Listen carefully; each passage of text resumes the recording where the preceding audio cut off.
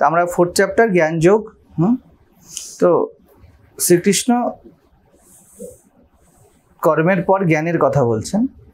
কর্ম আমাদের outer part, জ্ঞান আমাদের ইনার। জ্ঞানকে শিব বলে দেওয়া হয়েছে, কর্মকে পার্বতী বলে দেওয়া হয়েছে।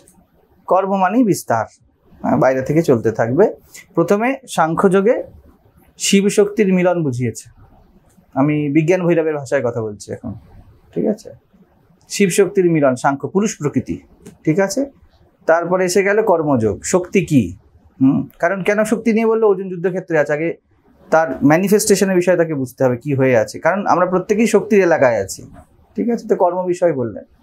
তারপর ধীরে ধীরে ইনার, দেখো হিসাব মতো কর্ম আর জ্ঞান এই দুটোই আমাদের জীবনের অ্যাসপেক্ট, এবং এটা পুরো গীতার জুড়ে সব সময় সব চ্যাপ্টার সব মন্ত্রে আছে, ঠিক আছে? কোথাও বাদ নেই। তো স্পেসিফিকভাবে এবার জ্ঞান যোগে ভিতরে যে ইনার কানেক্টেডনেস তার কথা বোঝাচ্ছে, ঠিক আছে?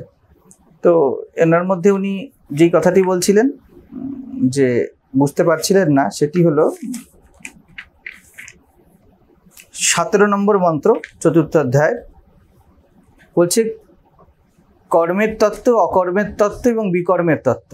মানে এটা কাকে বলে এই তিনটে জানতে হবে। আচ্ছা লোকও এই বিষয়তে বড় কনফিউজ থাকে। তো আমরা আলোচনা করেছি কর্ম মানে কি, ডুয়ারশিপ, আমরা কাজ করছি এই বিষয়ে জানো। এখানে কি উপায়, কুশলতা, কতটা দক্ষতা আছে, ঠিক আছে? কর্ম করতে দক্ষতা চাই। তোমার জ্ঞান যতই হয়ে যাক, আগুন কখনো হাত পোড়াতে ছাড়বে না।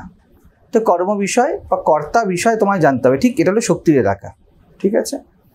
আর অকর্মের বিষয় শিবের এলাকা, যেখানে কর্তৃত্ব নেই, অকর্তৃত্বের বিষয়ে তোমার জানা উচিত। তুমি করছো বটে, কিন্তু কোথাও যেন তুমি করছো না। তুমি আছো বটে, কিন্তু কোথাও যেন তুমি নেই। তো এই জায়গা বোঝা গেল। আর তারপরে বলেছে বিকর্ম, বলছে যে এই দুটো নিয়ে কেউ মাথা চুলকাচ্ছে, বলছে এই বিকর্মে গোলমাল করবে জীবনে। সব গোলমাল কর্ম, কনফিউজ ডুয়ার, সবসময় কনফিউজ, জানে যায় কি বানিয়ে যায়, এটা করি কি সেটা করি, এটাও ঠিক ওটাও ঠিক। দেখবেন কেউ কেউ এর মধ্যে তার্কিকরাও পড়ে যায়, তর্ক করতে চলে আসবে। ও এটা বলেছে, ও এটা বলেছে, ও এটা বলেছে, কোনটা ঠিক? মানে ও ডাল ভাত খাচ্ছে, ও মাছ ভাত খাচ্ছে, আর ও পায়েস খাচ্ছে, কোনটা ঠিক ভাই? ও শেষে খাচ্ছে তো পায়েসই খাবে, ও শুরুতে খাচ্ছে ডাল ভাত খাবে, তুই মাঝামাঝি আছে তো মাছ ভাত খাবে। তো কোনটা ঠিক? অ্যাপ্রোপ্রিয়েট হয়, ঠিক হয় না। তো কনফিউজ ডুয়ার সবসময় মনে হবে তার জীবনে, যেটা কিনা আমাদের বেশিরভাগ মানুষ আমরা সারা জীবনই গিয়ে শেষে গিয়ে বলবে কি যে করলাম।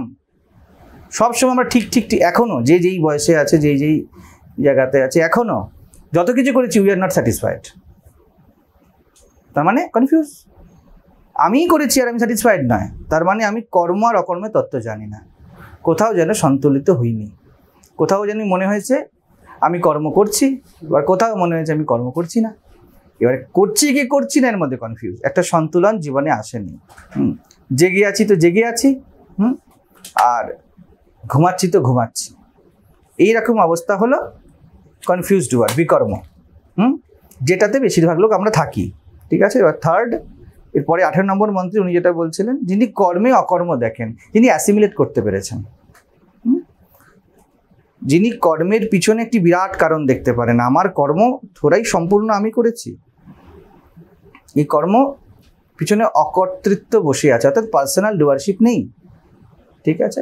আর অকর্মে যিনি কর্ম দেখেন, যখন সো কল্ড ধ্যান চলছে তখনও কর্ম চলছে, যখন কিছু করছি না তখনও শরীর তার কাজ করছে, পুরো অস্তিত্ব তার কাজ করছে, ঠিক আছে? এতে কি হয়ে যায়, দুটো দিকের যে আমাদের হোল্ড ওটা ঢিলে হয়ে যায়।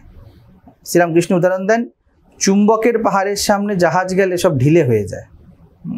তো আমাদের সমস্যা শক্ত থাকা, যত ঝামেলা শক্ত নিয়ে।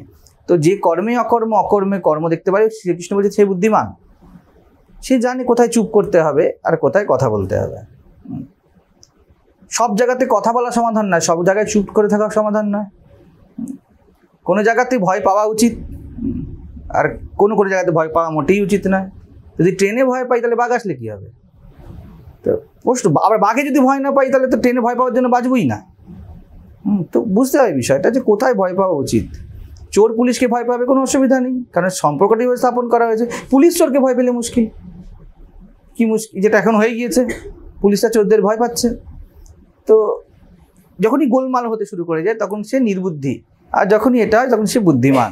বলছে এ যোগী, যে এই যোগসূত্র স্থাপন করতে পেরেছে, কোন দায়িত্ব নিতে হবে কোন দায়িত্ব নিতে হবে না, সে যোগী। দায়িত্ব তো নিতেই হবে, কিন্তু কোনটা নিতে হবে আর কোনটা নিতে হবে না, কোন জায়গাতে বলতে হবে এবার তোরটা তুই বোঝ।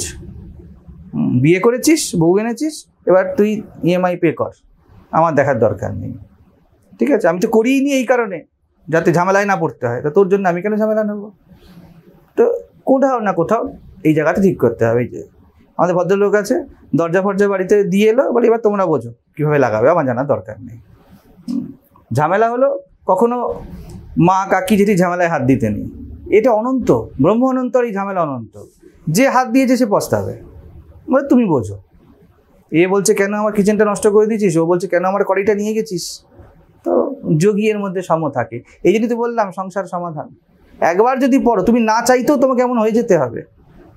মার এক গাছা কাঁচা পাকা চুল ছিঁড়েছে, আর বউয়ের এক গাছা কাঁচা চুল ছিঁড়েছে, এবার বিচার করতে হবে কার কম বেশি। এতে যোগী হয়ে যাবে তুমি, চুপ, কি বলি কাকে বলি। মাকে যদি কিছু বলি তাহলে ঘর থেকে বেদখল হয়ে যাবো, আর বউকে যদি কিছু বলি জীবন থেকে বেদখল হয়ে যাব। তো দুটোর মধ্যে যে সন্তুলিত হয়ে যাবে, এই জন্য সংসারী তপস্যার দরকার নেই। সংসারী তপস্যা কি করবে, এমনিতেই কাজ চলতে থাকবে। তো যেই জায়গাতেই দেখবে আচ্ছা সংসারী দেখবে কিচ্ছু বোঝে না জীবনে, গীতা বোঝে না, উপনিষদ বোঝে না, কিন্তু বয়স হলে কিরকম ফেদাটা মেরে যায়, চুপ হয়ে যায়, আর যেন বললেও শোনে না। বয়স্ক ঠাকুমাদের দেখবে বা বুড়োদেরকে দেখবে, থেকে যাই বলো কিছু না, যোগীর মতো অবস্থা। তো জীবনে এরকম চলতে হবে, যৌবনেই বুড়িয়ে যেতে হবে। কে কি বললো, কে কি না বললো, আচ্ছা ঠিক আছে, বাহ খুব সুন্দর কথা বলতো তুমি, কেউ গালাগালি দিল, বাহ কি সুন্দর শিখেছি, একটু ইন্টেন্সলি বলবে, আরো ভালো লাগবে। তুমি হাঁটো, কি করবে, সব বুদ্ধিমান মনুষ্য এসো।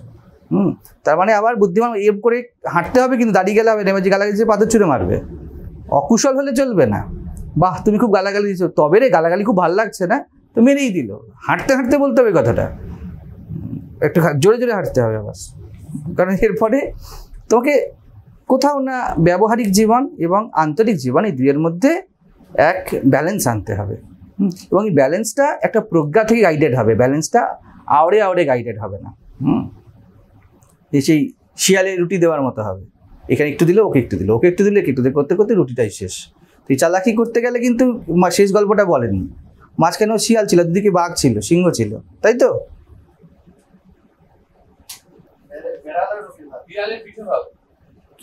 বিভিন্ন রকম বিভিন্ন লোকে শুনেছে। শিয়াল খাবার ভাগ করছিলেন, শিয়ালের বুদ্ধি, আমরা শুনেছিলাম যেমন বাঘ ছিল দুদিকে, তো বাঘের মধ্যে তো বাঘের শক্তি থাকতে পারে, বুদ্ধি তো নেই, বুদ্ধি যস্য বলং তস্য, এই কথাটা ছিল।